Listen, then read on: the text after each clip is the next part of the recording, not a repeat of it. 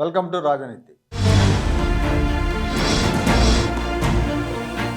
ఈసారి చిత్తూరు జిల్లాలో మంత్రి రోజా టికెట్ గల్లంతయ్యే అవకాశాలు కనిపిస్తున్నాయి. మంత్రి రోజా నగర నియోజకవర్గం నుంచి వరుసగా 2 సార్లు గెలుపొందారు. నగర్లో 2014, 2019 ఎన్నికల్లో రోజా వైసీపీ అభ్యర్థిగా గెలుపొందారు. అంతక్రితం 2004లో చంద్రగిరి నుంచి, 2009లో నగర నుంచి టీడీపీ తరపున పోటీ చేసి 2 సార్లు ఓడిపోయారు. ఇప్పుడు ఈసారి 2023 ఎన్నికల్లో రోజా మరోసారి నగర నుంచి వైసీపీ అభ్యర్థిగా నిలిచే ఆలోచనలో ఉన్నారు. కానీ ఆవిడకి సీట్ ఇస్తారా లేదా అనే విషయంలో ఇంకా క్లారిటీ లేదు. జగన్మోహన్ రెడ్డి గారు ఇంకా ఒక నిర్ణయానికి రాలేదని అంటున్నారు.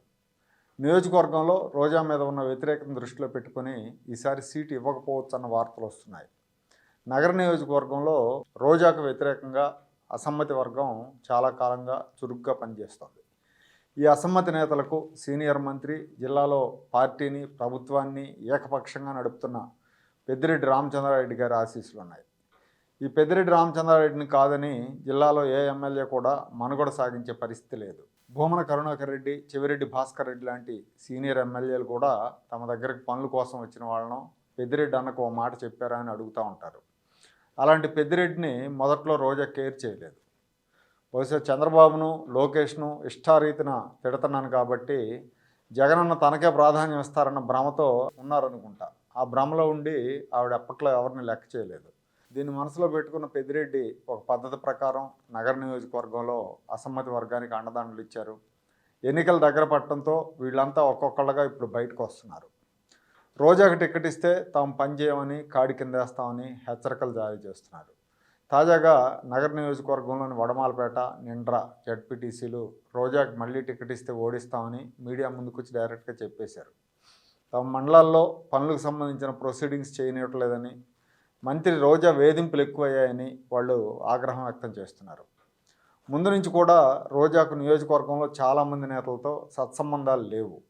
అయితే వైసీపీ అధికారంలో ఉండటం, మంత్రి రోజా అధిష్టానానికి బాగా దగ్గర అనే భయంతో ఎవరూ పెద్దగా బయటపడలేదు. కానీ గత సంవత్సర కాలంగా మెల్లమెల్లగా అసమ్మతులు గొంతు సవరించుకుంటున్నారు. వీళ్ళకి మంత్రి పెద్దిరెడ్డి అండదండలు కూడా ఉండటం వల్ల వీళ్ళు బయటకు వస్తున్నారు ధైర్యంగా. నియోజకవర్గంలో నామినేటెడ్ పదవులు, పార్టీ పదవులు ఇప్పించేందుకు రోజా డబ్బులు తీసుకున్నారన్న ఆరోపణలు ఉన్నాయి. పుత్తూరు మున్సిపాలిటీ చైర్మన్ పదవి కోసం రోజా డబ్బులు తీసుకున్నారని ఒక కౌన్సిలర్ చెప్పడం ఈ ఆరోపణలకు బలం చేకూరుస్తూ ఉంది.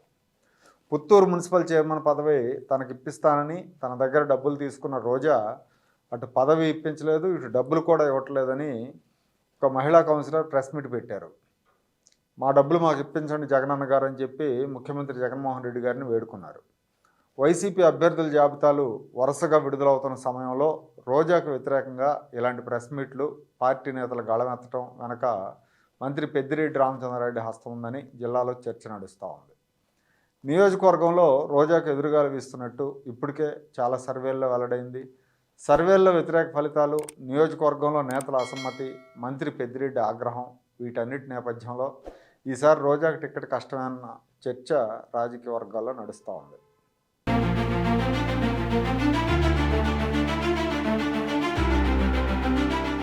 Like, share and subscribe to Rajaniti channel.